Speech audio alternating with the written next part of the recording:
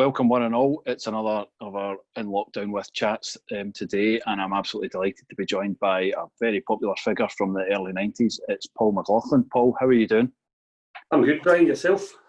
Yeah, not bad, not bad. Pleased that we've finally been able to connect because we've had a couple of issues here. It must be over here, Brian, over on Ireland. It must be something going wrong, but I'm running now. Great. Well, good for you to join us, and we'll start there about your time when you joined the club ahead of season 90-91. What do you remember about how the move came about?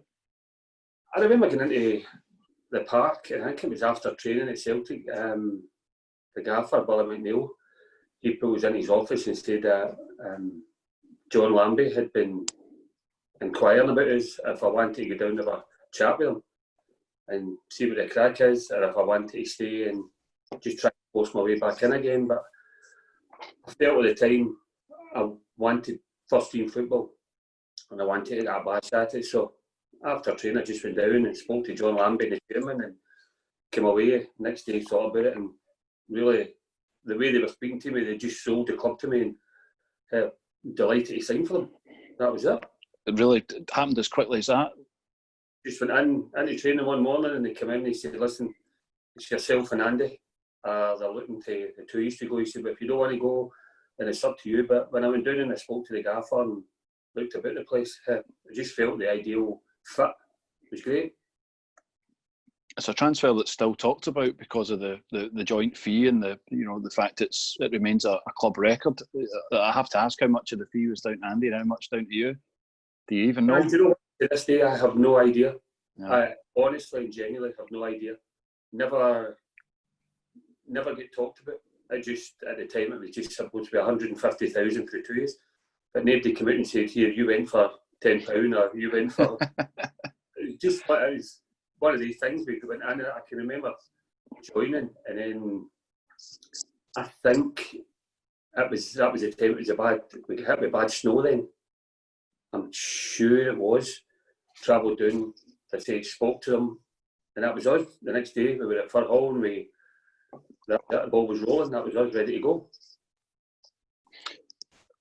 And what was it helpful to move with Andy and have someone there make the move at the same time? Is that a help in any way? It did help. I must admit that it did help. But I knew David Elliott, Lee Davey had been there, and Declan Roach had been there, and but what going with Andy was a massive help because the two of us had played a lot of football in the reserves and at Celtic and that together. But once you got there, the boys were fantastic, a really, really great bunch of boys. Clicked straight away, and that was it. Just the downer was my debut game. That still sticks in my mind to this day. But I think I remember, but I'll let you tell the story. Do you know what? The day of the game was great, but I nerves that, and then went out, and then it was the first half. I think it was halfway through the first half when I get the ball, and I remember looking up and going to pass it across, and I felt an ex-teammate of mine at Clydebank, Bobby Williamson, he latched onto it and bang, put it away. But to be fair, it was 110% my fault. It was madness, just one of these things that happened. But the rest of the game, I felt myself coming into it and bedding myself in. So that was an experience that I enjoyed, but an experience that I wanted to forget as well. I think what people might not know is you had a good amount of football behind you,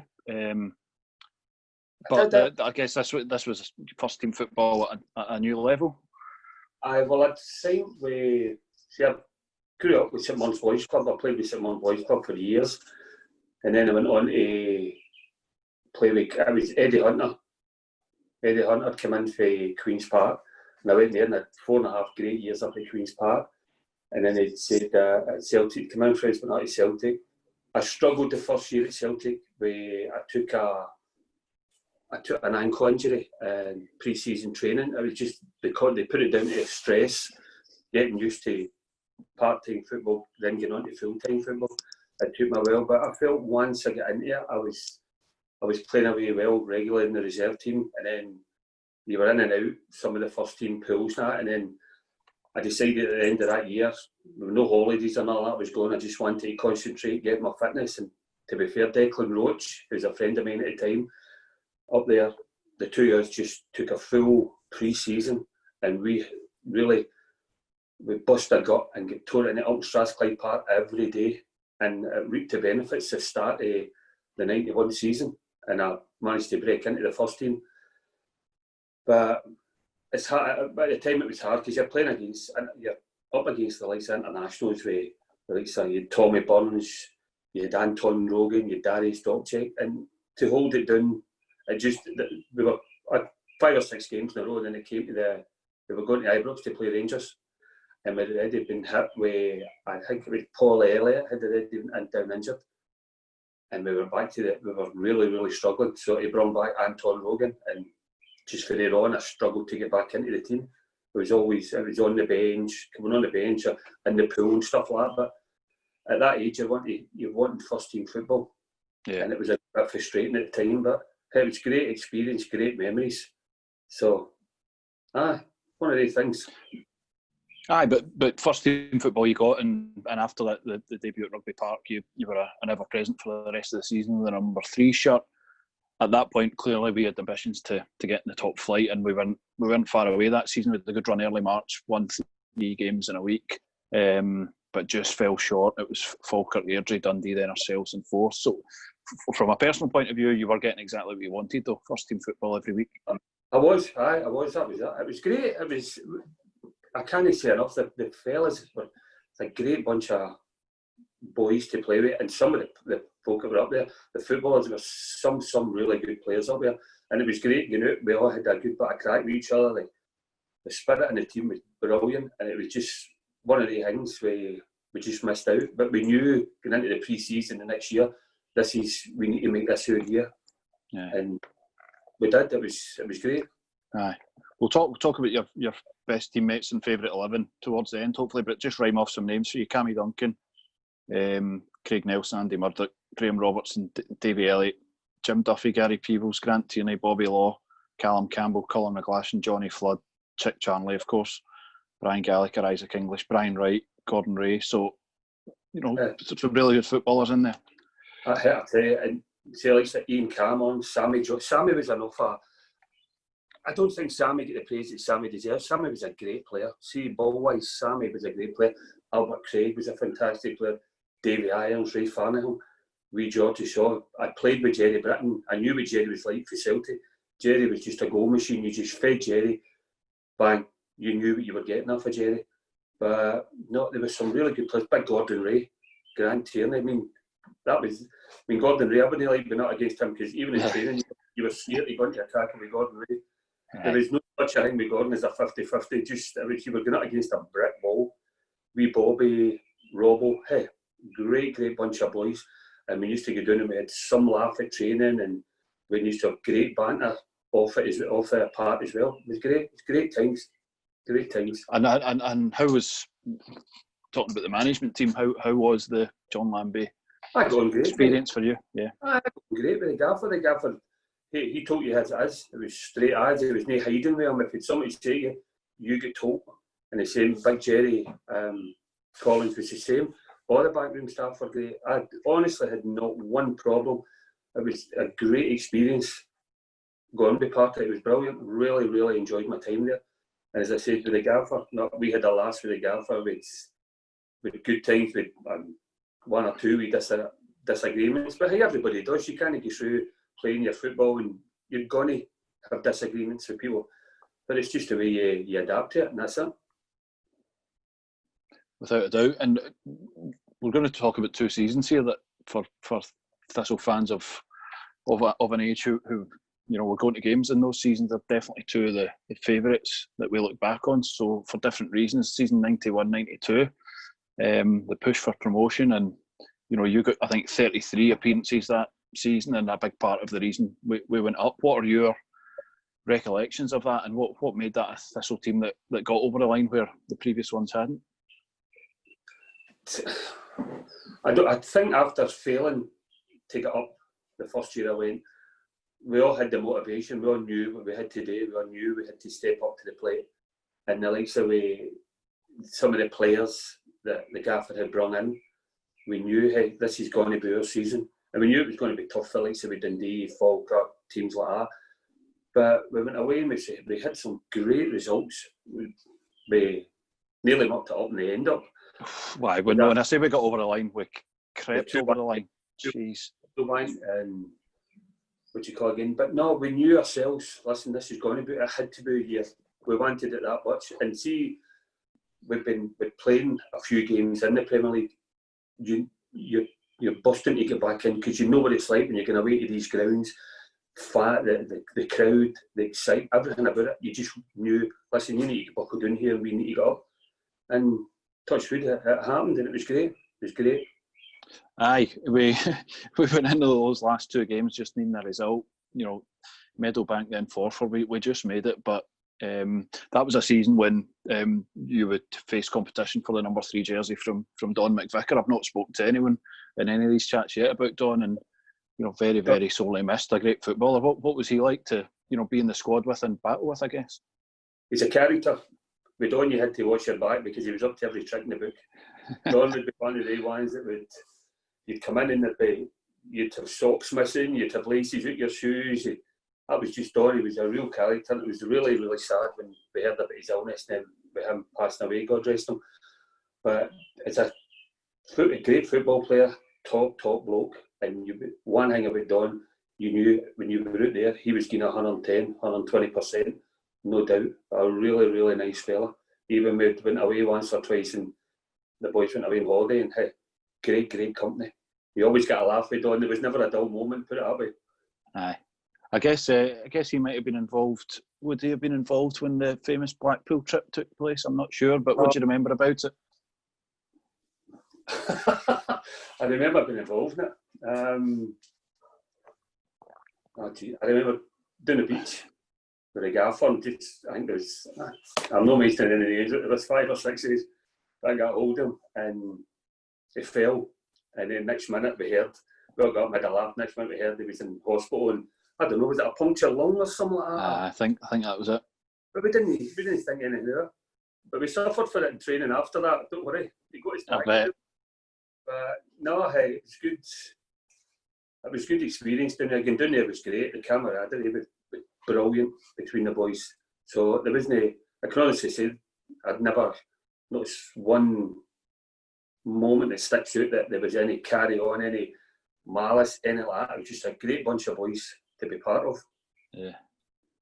I was 13 at the time, Paul, so I celebrated with an Iron Brew. I guess you guys maybe didn't. What do you remember about celebrating promotion to the Premier League? See, the funny thing was, it was a great, you know, it was a wee bit of bittersweet with me because I get left out of the team for the last game of the season. Gaffer Noy just come in that day and picked the team and that was it. So it was great to be part of the rest of the games and you've won promotion, but it was a wee bit sore myself. I'm sitting there and Mr. Lambie wasn't the one that would come in and sit you down and I listen this and that. It was just, that was it. His way and that was it and that was fine. But you've just got to take it. I mean, it wasn't over one game the season was won. It was over the 33, 34 game, the whole campaign. So it was great that night. We had a wee shindig up the stairs and they went off on a wee jolly boys shouting to somewhere that wasn't the win. But no, it was great. It was good. Had a sore head for a wee while after that. Aye, well, you'd earned it, and you gave Thistle fans what they'd been waiting years and years for, back up to the top flight. So we definitely celebrated too, which takes us to season 92-93, and just one of the great Thistle seasons because there's so much to talk about here. But I'm going to pick out a couple of games and a tournament. Going back to Celtic Park, I guess, was going to be special for you anyway. But what we managed on the 26th of September 1992 would have made it even more special. You know, how much you can remember about that day, I don't know, but I remember that week in training, we were all getting built up for it, and then the gaffer came and picked the team, and he wanted to. It was out of the blue. He picked a 5 at the back. He went with the 5 at the back, and he'd asked me to just sit, and then to come into the left channel, just clear it, defend it. And Davy Irons was beside us, and I remember that day well. It was 2-1, but hey, it wasn't a fluke 2-1 or anything like that. We deserved to take the points that day. There was no doubt about it. It was great getting back here, great seeing a lot of the boys, but no, it was really, in the dressing room after it, you really, really felt, hey, this is what it's all about. Seeing the way the players and the staff, everybody reacted. But no, it was a really special moment. It was an amazing day as a fan. We must have been 3,500, 4,000 behind that goal, making noise all game. I remember the journey to and from the game on the train. It was absolutely bouncing, and as you say, we, you know, not just the 2 goals from Geordie, but the performance from the back 5, the keeper, Davy Irons, was a revelation. And you're going to go to places like Celtic Park and Ibrox and stuff like that. You come against big teams, top clubs. You're going to be under pressure. If you're going to Parkhead, you're going to be under pressure for 90-95% of the time. So you're waiting in breakaways, whatever. But the first goal with Paul, people don't realise. See Paul Kinnear's turn for the first goal in his cross, with Geordie, and then with George's instinct for the second. We totally deserved it, and the whole team, as a team, were fantastic that day. It was great. It was brilliant. Really good memory. How was it for you? Because it was, Davy Irons was transformed at that point by Lambie, so but he took to it like he'd been playing there his whole career. Hey, but that's Davy. Davy, you could have put Davy anywhere. Davy just goes in, does his stuff. Davy was a joy to play with. Honestly, I met him after it when he took over Gretna. And hey, this is great. They drew Derry City in was it a cup? Was it the cup? By the time they drew Derry City in Europa Cup or whatever it is, and I'd spoken to Davy and Davy phoned us, and David said, "Listen, because I'm over in Derry and played them," he said, "Listen, have you got any tips?" I said, "I'd sitting there in the house," and I said, "Listen, Davy, you'll have no problem. We use are playing just good. You'll have no problem at all." And I remember getting up to the bar to watch it. I'm sitting in the bar and Gretna went 1-up. And then next minute, it was like 1, 2, 3, 4, 5, Derry City. And I got a phone call the next day for Dave Irons saying, "McLaughlin, just stay away for the away game. Don't come." And I've been doing so. I was having Ray Farningham at the time, and the two of them just stood there shaking their head. But I was like, hey, honestly, I never set you up, lads. It was great. But getting back to the Parkhead game, it was just the whole day building up to it and then going there and in the dressing room before it with the gaffer, just everybody knew here we're good and we need to perform. And we did, and we got a great result. It was amazing. It was amazing, and I guess that was getting back to the Premier League was one thing, but taking a scalp like that was something else. And the season's packed full of brilliant memories, but we get to the business end of it, and we repeated the trick against Rangers at home with a 3-0 victory that, you know, I could watch it again and again and again and again. It was just outstanding, and we got off to a great start. But that night for you, what do you remember? I knew that we had to win, and we were going into the game. We were confident. Looking about the players, there were some great players in that team, and we knew if we could get a result. Nobody expected to go there and beat Rangers 3-0, and it could have been more. I know a lot of people who sit and say, they weren't at their full strength, but the top side coming to Firhill, and the way the boys stepped up and the way they performed was unbelievable, and it could have been more, in fact. Yeah. When you look in the 3 goals, the finishes for the 3 goals were brilliant. Absolutely. Ray Farningham's, and then Big Grant's. I mean, a centre half putting a volley like that. And then Jerry sidestepping the goalkeeper. Do you know what? I was only Friday night I was watching it again. Is that right? I always watch it. I always watch it back. Always watch a lot of the games back. Me and the boy, we used to sit down. The other boy in Scotland, he always sends his videos and pictures and all that through. But no, it's good, great memories. Great memories. You clearly remember these very well. Oh, it's a big part of my life. I really enjoyed it. Even when I came over to Derry City and Partick Thistle came over to play in a friendly, and then I stayed here for about 3.5 years, and then I moved back to Scotland for a while, and even going about the place in Scotland and that, and meeting Partick Thistle supporters, and I went to one of the 2 of the games, and good banter with them. They're great supporters, really passionate. I mean, people going about the Celtic and the Rangers and Man United teams last. See, when you got Partick Thistle, their fans are just as mad, they're passionate, and it's great to see. Brilliant to see. Always look out for the results. They hold they're special to me. I've got that in there, and that's it. Really, really enjoyed my time, and it's a pleasure playing with them. That's really lovely to hear, Paul. And the fans definitely remember you with fondness. There's one particular episode from that season again, and it's quite bizarre to think. Imagine you asked first team squads today to play an indoor 6-a-side, in the middle of a season. It's just mad. But at that time we had the 10-6 season again. We're still the holders because you helped us win it, and you were probably the key man. Let's be fair. What was it like playing the 10-6 in the middle of a season? It was great. It was a great wee experience going up there, and it took the pressure off every day with the league. But we just went up there to enjoy it. Nobody in their wildest mind thought how we're going to go in and we're going to win this. We just went in, and then every time we progressed, and then it was we beat Hearts in penalties. We beat Hearts in penalties, and then we knew then, right. Yeah, we've got a chance here. And then with St Johnstone, and I think St Johnstone went 1 up. And then did Dave? I don't know if I get the next one or was it Dave? No. Did I not score? I've got, and again I was there. I've got the scores in front of me. I don't have the goal scorers for the semi-final. It was 4-3 against St Johnstone. I think definitely got the. Do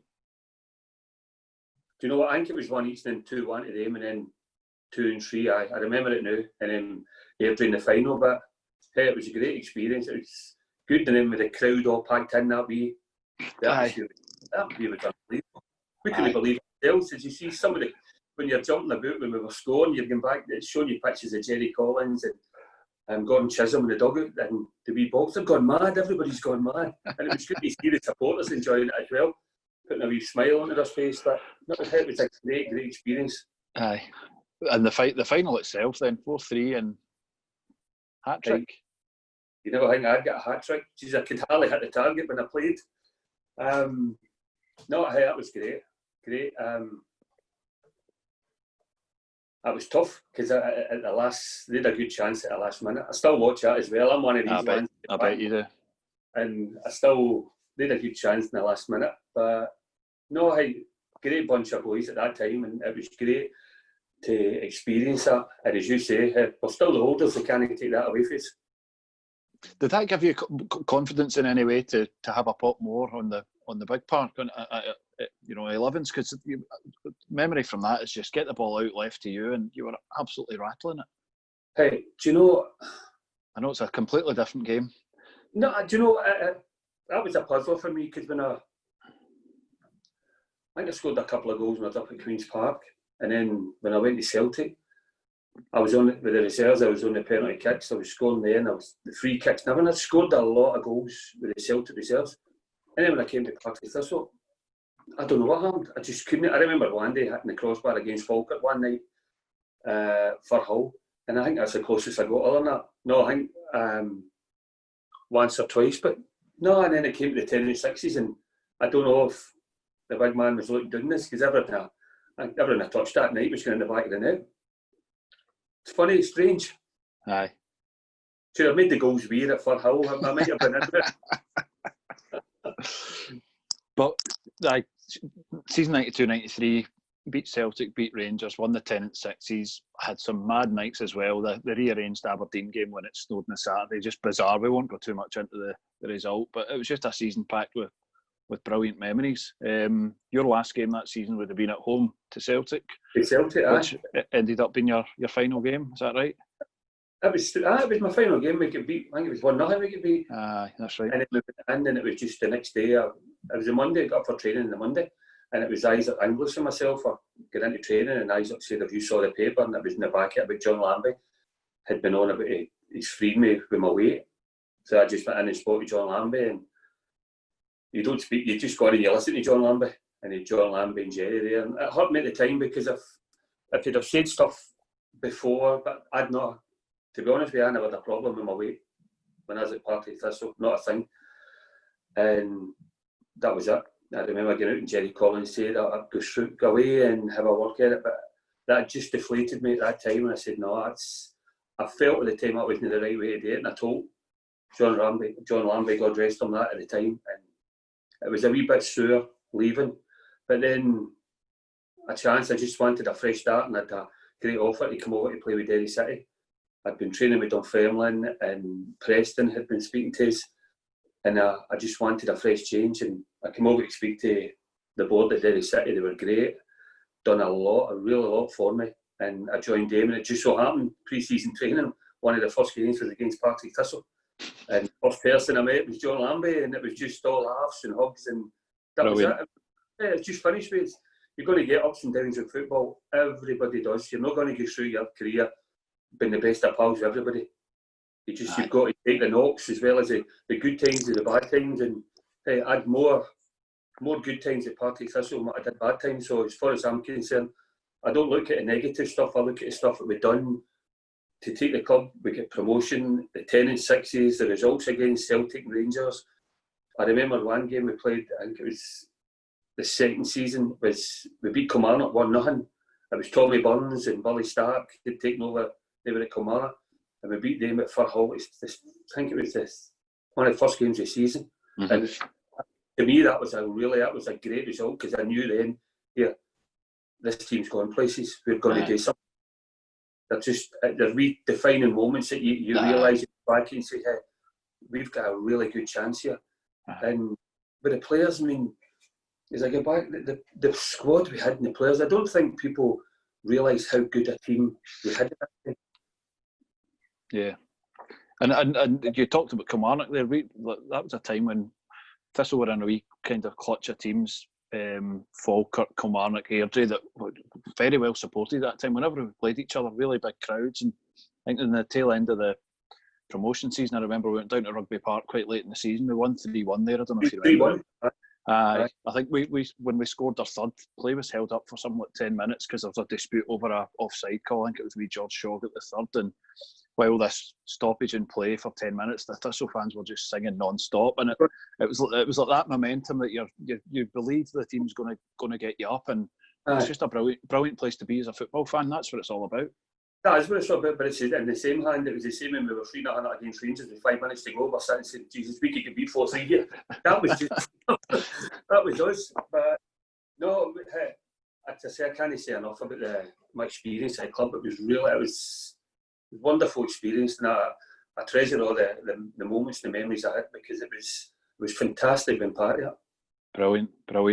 And clearly the move after Thistle worked well for you, because I came over to Derry City, and it was good. At the start, it was first couple of games fine myself, it was no bother, but this is a wee place that if you do well for the football club and the people like you, then that's you. You've made it over here, and lucky enough, the first few games done really well, and then from that moment on, it's just been the people about here have been fantastic. They took me to the heart. Anywhere I go, everybody stops and chats to me. Even at my work now, people come in and they still come in, and those people will sit for 10, 15 minutes, half an hour chatting a bit about football.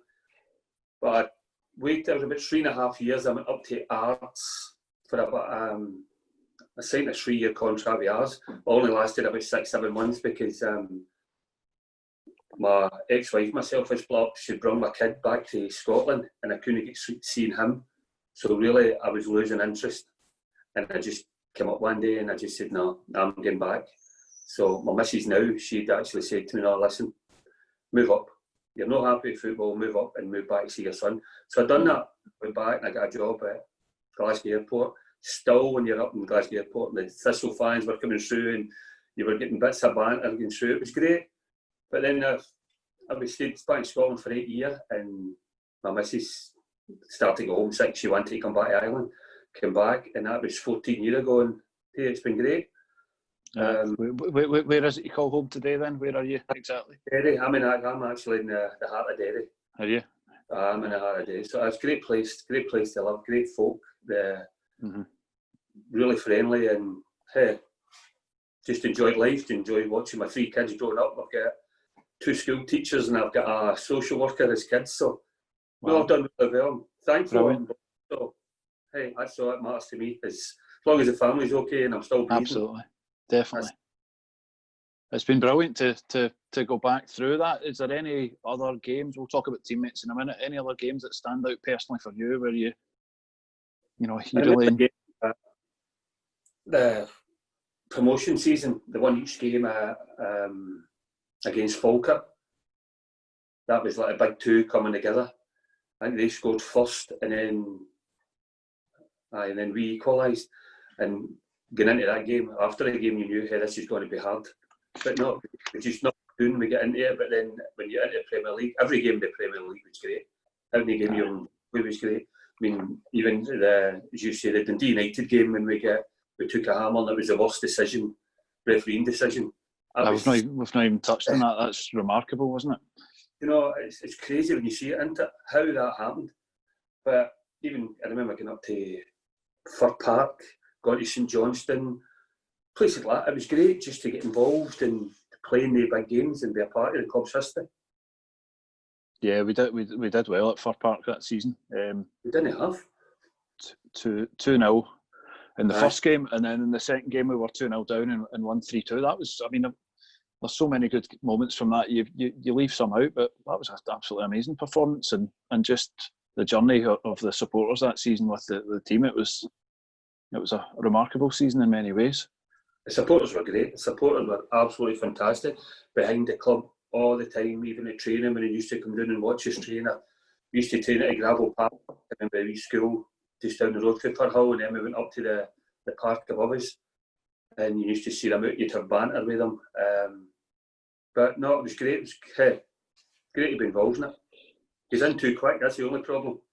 Aye. So your time at Firhill was under John Lambie, and sadly, relatively recently, John left us. I take it you were obviously in Ireland when you heard the news. I was over here when I heard it. It was on Sky. I'd been watching the Scottish news over here, and it was sad. It was sad to hear. I mean, it was a character and a half. I mean, John Lambie and his pigeons. But no, I'm glad I was back, because it had a style. Don't get me wrong. There was only one John Lambie. He was a fantastic man as a manager, and as a person alone, he was a great guy. But hey, the sad times with him and Don. Very, very sad to lose two people like that in football, but especially looking back on it. But hey, what do you do? That's life, isn't it? That's life indeed. That's life. Let's talk about your other teammates then. I don't know if you're able to give us your best 11. You know what? See, since the first time I spoke to you about 3 or 4 weeks ago, I've been writing it. I've been sure about 3 or 4 notepads trying to get this out. Well, I've got to go with Big Andy.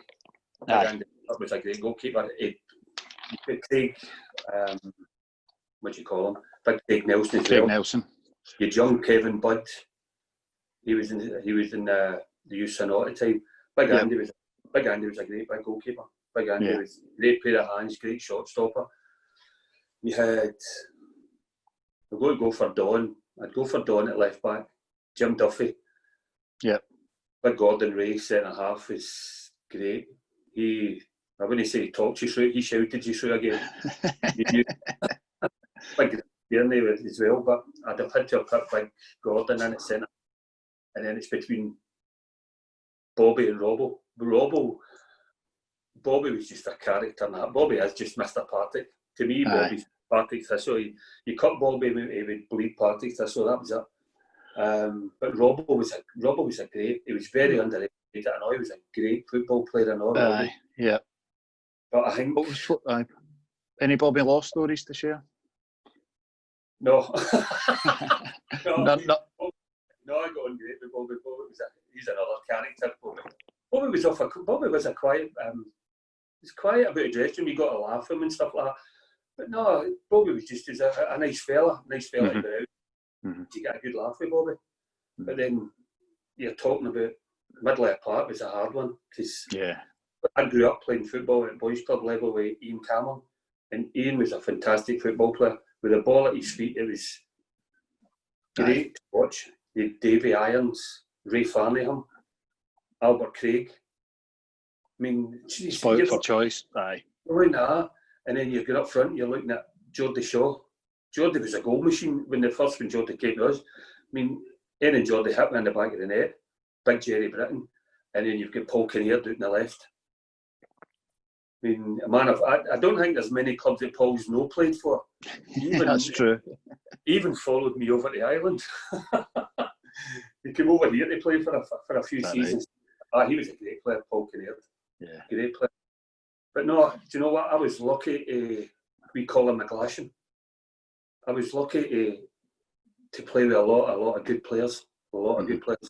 And I still talk away to some of them on the likes of Facebook and that. And it's good to get back in memories and that. Aye. I think you've hit the nail on the head. That time in the middle of the park, we were blessed with some of the best midfielders we had in a long time, and just good footballers, proper footballers. And you had Workman and all. I mean, the first year I went there, and our first season, Davy Elliott and Chick Charlie. I mean, Davy Elliott was just a buzzball. I was playing with Celtic with Davy. You just gave the ball to Davy and away he went. That was him. Head down. Chick. You expected the unexpected with Chick. Chick's skill was unbelievable. Unbelievable. Aye. But to pick an 11. You've almost got an 11 of left footers here, Paul, because there's a lot of left footed talent there. But what do you call it again? I don't know. I believe the midfield. It hurts. I'd need to. Big Gary P was an Owen in there and done a job. Sammy Johnson. But if you're looking at gone with skill wise, Ian Cameron, Davy Irons, Ray was just a battler. Yeah. I mean, Ray he'd kick his granny. Nickname was Jinky, is that right? Jinky. I don't think too many fans know that. No, did that not happen at Dunfermline? Was it? Dunfermline, somebody gave him the nickname Jinky. But we don't know why. No idea. I don't know to this day. Never asked him. That was it. We just came in and it was Jinky, and he hit the ground running as well when he came. He was a great signing. Him and Big Dave and Mark McWalters came as well. That's right. We were honestly, we were blessed at that team we had at the time. I don't think people realised it, but the squad we had then was phenomenal. Right, so for picking four midfielders, you're going Ian Cameron. Going with Ian Cameron. I'm going Davy Irons. Yeah. Ray Farningham. Yeah. Jesus. I'd need to go for PK. Okay, good. There's goals in this team. Yeah, you've got to pick Jerry Britton. We're playing with Jerry and seeing Jerry at Celtic and then at Partick, and then later on watching him in his career. Jerry was phenomenal. Phenomenal. But is that my 11 or one more? If you get one, you need a striker to play off Jerry, so Geordie Shaw. Geordie Shaw. Geordie would pip it for Colin because of the goals that Geordie scored, the important goals that Geordie scored. Plus, he scored the goals that got us on holiday to Benidorm for a week during the season. I've got to pick George. Let's finish with that game, that Dundee game, 6-3. That game had just about everything, but Geordie obviously stole the show. Mad, so it was crazy. It was just, you scratch your head to this day thinking about that game, but no, Geordie was unbelievable. It was, you knew Geordie was a poacher. Made 2 goals at Parkhead, just like that. And it didn't matter who Geordie Shaw played against. I can't remember the game against Rangers. I can't remember the score. Geordie put us 1-0 in front. And he celebrated he was a Rangers man, I was a Celtic man, so we always had a banter about it. But Geordie would support, if he scored against Celtic, he'd go mad against them. If he scored against Rangers, it'd be exactly the same. Aye. So it didn't matter. We were all in it for Partick, so that was it. Brilliant. Really enjoyed that, Paul. I suppose will we see you back at Firhill hopefully when next time you're over in Scotland? The next time I'm over and I'm visiting my son over in Scotland, I'll be definitely up at Firhill to see everybody. But no, then Jerry Britton had phoned us, sent us a message about there was a game coming up, but due to work commitments I couldn't go over there. But no, whenever I'm up, I'll always try and get for Hull. Aye, definitely, because it's a big part of my life. So, aye. Well, you've picked Jerry in the team, so I'm sure he'll sort you out for a ticket. So I don't know about that. Do you know Jerry Pitton? He'll charge me for it, mind you. Most of all, the supporters would love to see you. I'm sure they'll enjoy this, and just absolutely brilliant memories. A great era for Thistle supporters. Success, going up, staying up, beating Celtic and Rangers, Tennant sixes. So many victories. We didn't have time to mention them all. We could have talked for hours, but Paul McLaughlin was a brilliant part of that success, and it's been a pleasure to talk to you. Brian, thanks very much, and all the best to yourself and the supporters. It's really mean it. They really helped me get through it, the 2.5 years I had at Partick, and I really appreciate everything they done, the comments, everything, and it was a really enjoyable time for me. So listen, thanks, stay safe, and good luck in the future. Thanks very much, Paul. All the best. See you later. Cheers. Bye bye.